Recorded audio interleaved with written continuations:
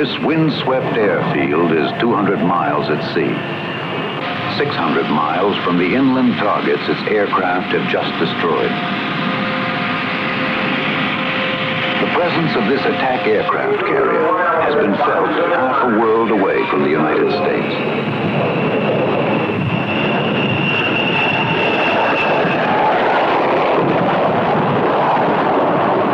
Here, in a land bordering on the China Sea, the peace and stability of a small nation is being threatened. A place and a people our country is committed to defend because we are dedicated to the idea that peace is worth preserving.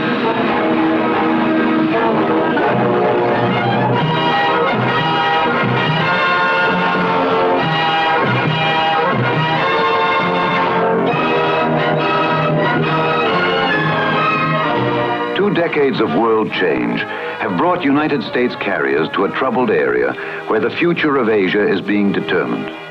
This day, this moment. In other times of crisis, in other places, the appearance of our carriers was enough to maintain peace. But this has not always been so. Let us consider our own generation and its days of crisis. In response to sudden invasion in Korea, United States carriers moved overnight to furnish close air support to our outnumbered forces. Carrier aircraft patrolled the Taiwan Straits, while the nationalist Chinese forces moved the civilian population safely to Taiwan. Off the shores of Lebanon, while the Marines landed, the presence of our carriers close by and their aircraft overhead was enough to preserve stability and order in that small nation.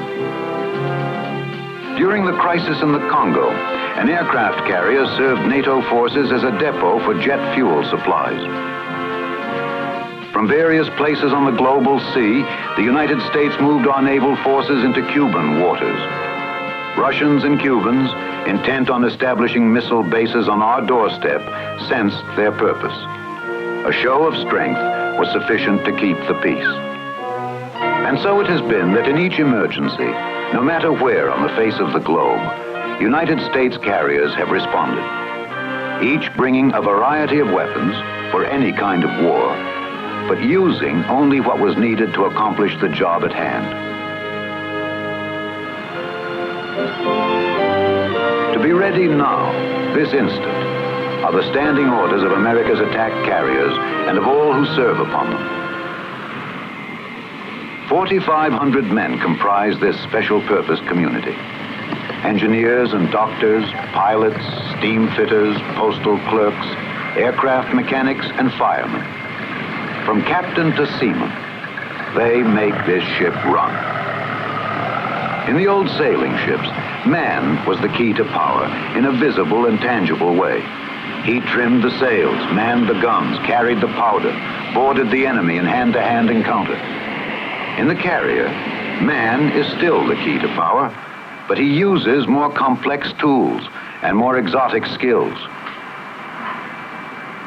You work 14 hours a day, 20 when it's necessary, sometimes to work alone, sometimes as part of a team.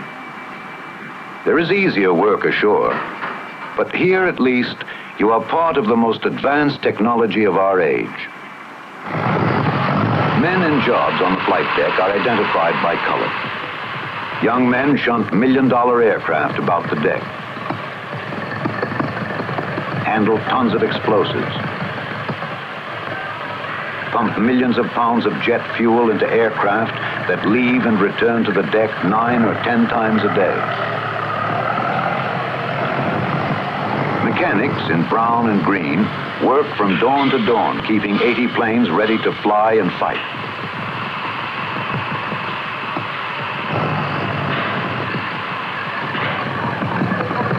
Flight deck directors in yellow arrange all 80 exactly where and when needed for fixing, fueling, flying, and fighting around the clock. That should be no problem. I ought to be able to... The greenies don't have anything. I can stick them in here or on the elevator. But that's a good place for that floater back there. One of them. Hang her, Clyde. On this next respot, we're going to need 402, 310, and 408. Hey, Dave, you get that 409 in your report on that tanker yet? 409, you get a report on tanker yet? On the heavies. How about calling him? Hey, Chief Williams? Okay, will you tell them that we'll fly 713, we'll send 737 down below. 6 is down, 506 is down. Event 2 Bravo. Our mission will be an escort and flak suppression, a coordinated attack composed of 4 A6s and 8 A4Ds. Now, some of the things that we should be ever mindful about in this escort is a good lookout doctor. They have all the information on the board here. All right, now we'll get into the actual attack portion of the flight. We'll be proceeding into the target on a heading of 090. The briefing is anything but brief. There is a great deal of information to impart. Just one of 10 going on in ready rooms throughout the ship. Roll out and proceed on ahead, and this will be the airplane on which the others will rendezvous. Man remains, as ever, the measure. The pilots depend upon their own precise skills and just as fully on those who back them up. Because the airfield can move, and because others like it are at work in other oceans, it can deliver force or persuasion to 85% of the Earth's land area. Nowhere is there a target its aircraft cannot reach.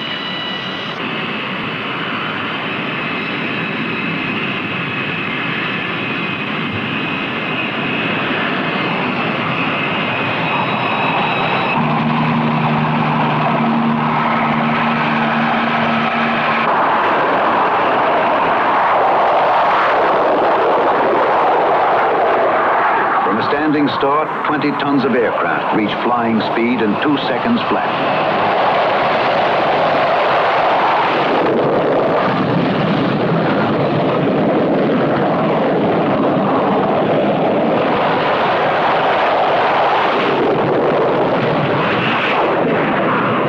Every 30 seconds, another plane is sent aloft. 16 in quick succession.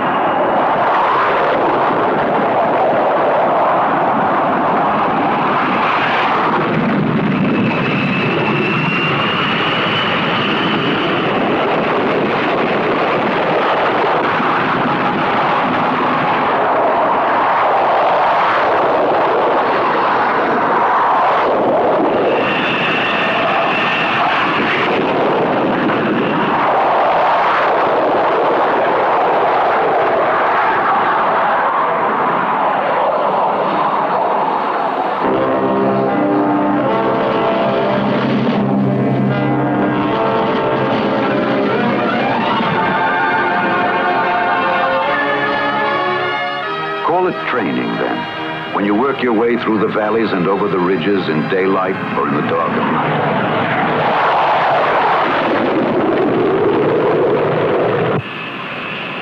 The intruder will do this and find the target in all kinds of weather, for its radar system sees the terrain when the pilot cannot see it. The Skyhawk, small for its bomb-toting ability, sorts out 2 trucks from the enormity of mountain and wilderness. Precisely. And as a kind of reminder that age is no reflection on the warrior, the propeller-driven Sky Raider, the workhorse fighter of Korean days, has proven adept at ground support in jungle warfare. The Phantom, fast and versatile, will climb straight up from the deck to stand off an attack or penetrate deep to inland targets.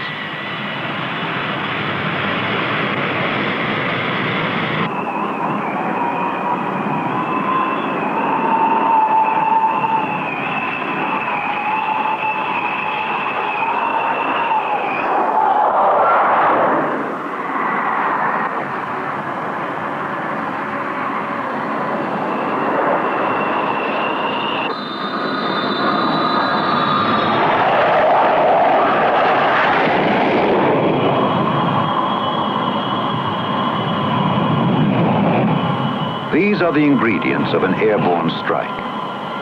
Deadly and dangerous. Daily and nightly chores for carrier aircraft. To the striking range of its aircraft is added the speed of the carrier itself.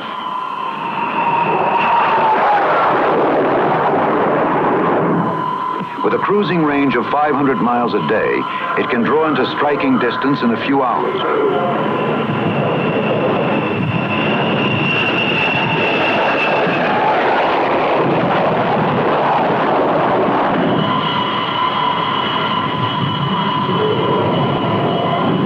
When peace is threatened, it can appear ready on arrival and stay for a show of strength or as a poised threat. When the danger is past, it can withdraw, taking all its self-sufficiency with it.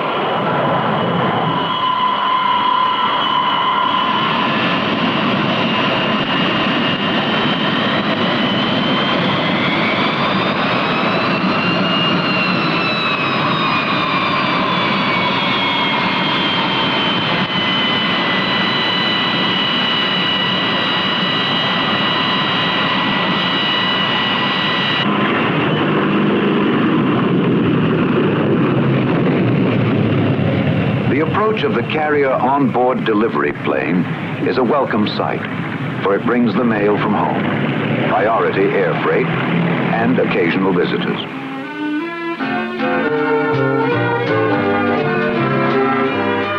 Within minutes, the outgoing mail will be loaded and on its way back.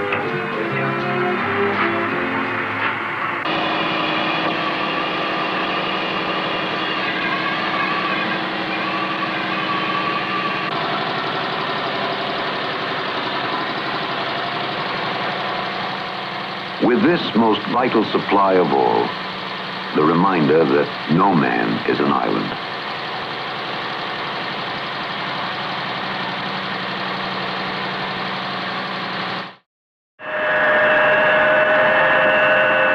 Far below the flight deck, where hull and keel converge, the man-made tropics are as hot as any jungle. There is no night or day. Just a tungsten-lit sky full of valves and gauges.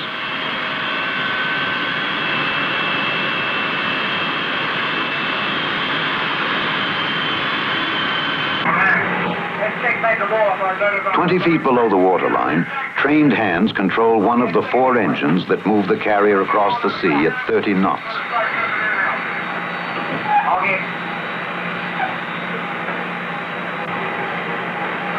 Starting number 7 burning, go down number 1. 4 boilers and 4,500 men need fresh water in great quantities. Some are responsible for its quality, everyone for its conservation.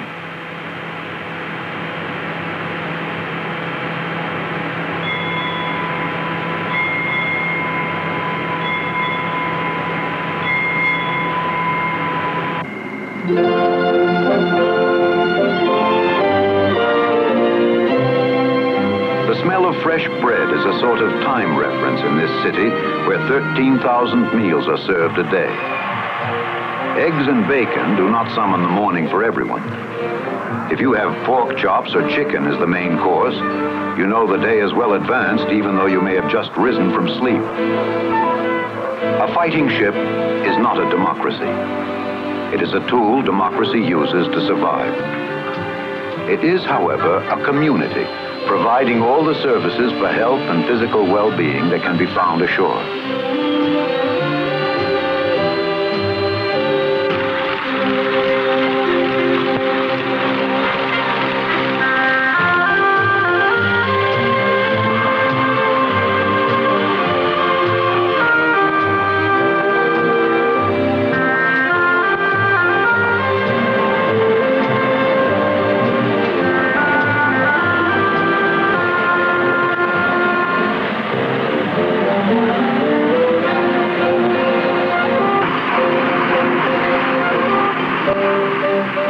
The work of the ship can be hot and tedious, but there is always a chance to banish time and space, to visit a world of your own choosing.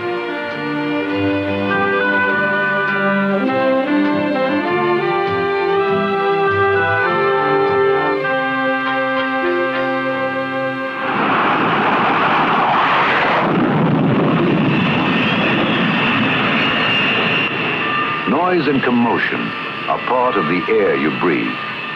You give up your privacy to the greater aims of a nation that extols the dignity of the individual. You drop dead tired into the sack, down here where night and day are the same. You learn to ignore the violence on the roof overhead. It takes a bit of doing to work a man into this exacting system. And only responsible men can make it work. The responsibility of one man for another, of each man for the ship. And so you work and train. You reach the point where you and the ship are tuned to fight.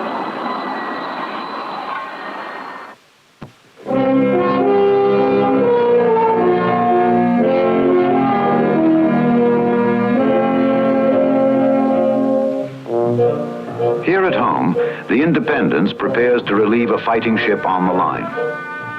From 50 states they come, all trained to do their job, from cooking meals to operating the most complex electronic equipment, from repairing tires to launching missiles. The materials of war come from the nation that has created this mobile, potent weapon. The contributions of agriculture, industry, and research go on board. A large segment of the population has contributed its skill and its wealth to create this force.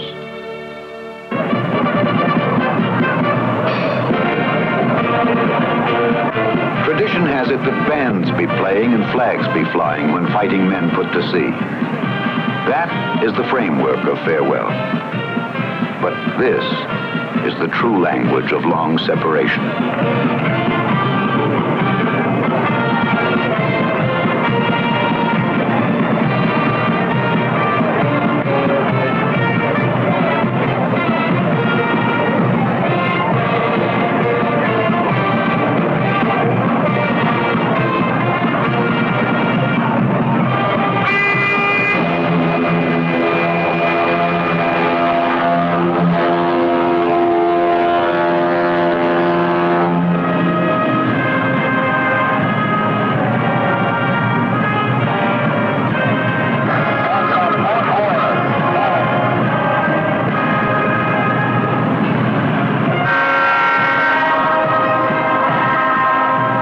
A community of 4,500 men separates from the mainland, moving out upon the oceans that make islands of all our continents.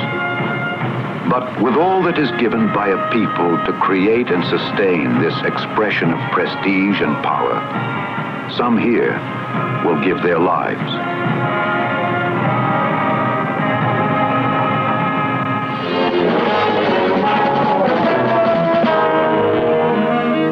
We have come 12,000 miles. The ship has crossed the equator twice. Cape Town and Madagascar and Sumatra are far behind. Other ships join up, and we arrive at Yankee Station off North Vietnam. The limited war we have come to fight is just over the horizon in rice paddy and rainforest. In the weeks to come, the carrier will launch its aircraft against targets that melt into the jungle and take advantage of the weather.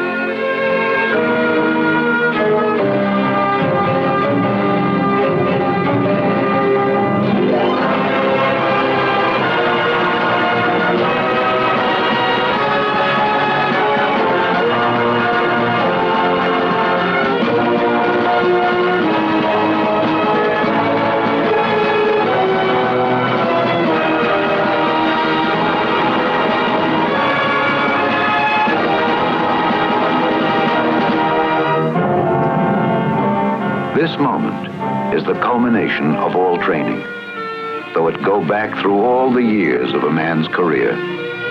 Back indeed to the primal education that qualified him to be here now, when ingenuity and courage count for as much as his airplane or its weapons or the odds on survival.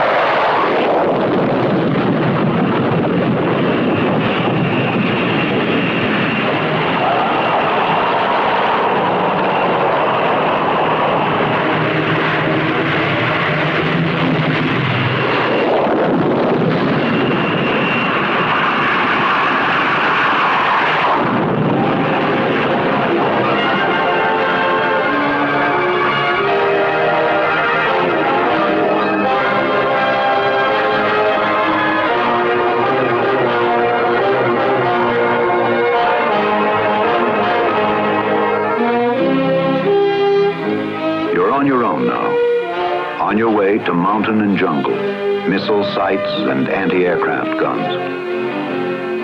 A radar man in the carrier CIC tracks you all the way. 290. Information reaches here from every part of the ship, and from the Hawkeye, whose radar monitors all aircraft en route to the target and serves as the carrier's early warning system.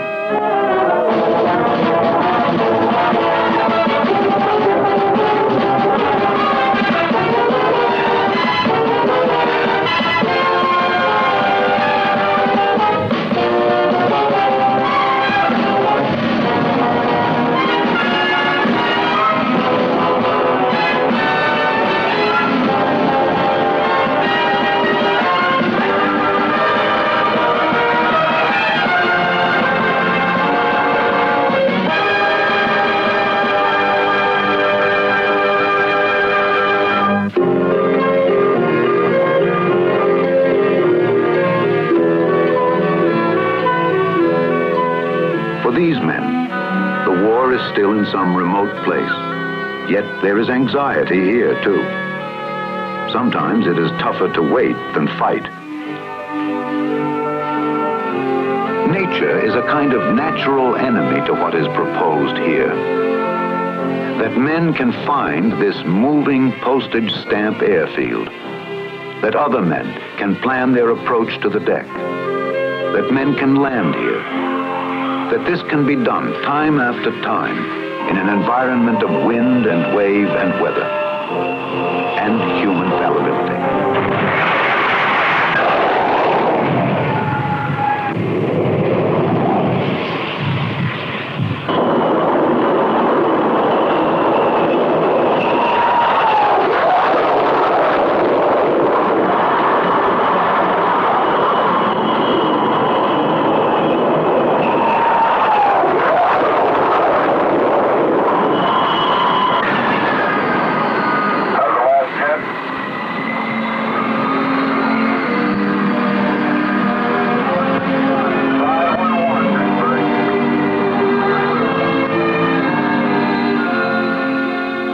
Over the years, the role of the attack carrier has been a changing one. In this period of crisis for one small nation, the force of this weapon has been unleashed. In other instances, it has not. Over the years, it has allowed the United States to respond to the unexpected, to bring this weapon to the support of friends or to confront potential enemies. The attack carrier exists so these men who fly and fight might be effective. That this can be done is the miracle of men who regard each other as shipmates and professionals.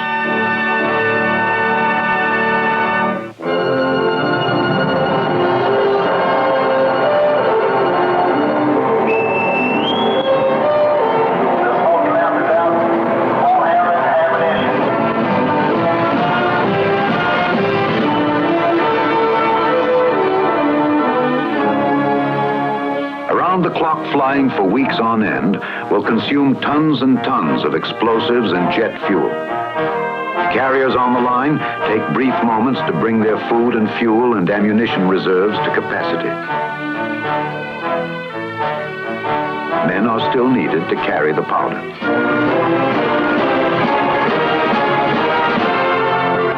These great ships, some preparing for warfare, some engaged in combat, some representing our national interest in distant places, stand ready to carry American power where it is needed, when it is needed.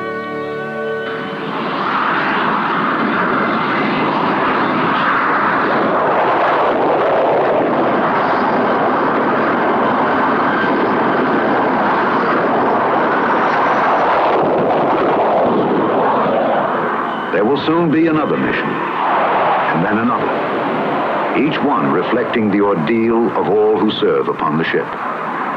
Those who direct the course of the vessel, operate the radar, who plot the battle and maintain the equipment. Those who time after time rise from the deck to meet the enemy, no matter where.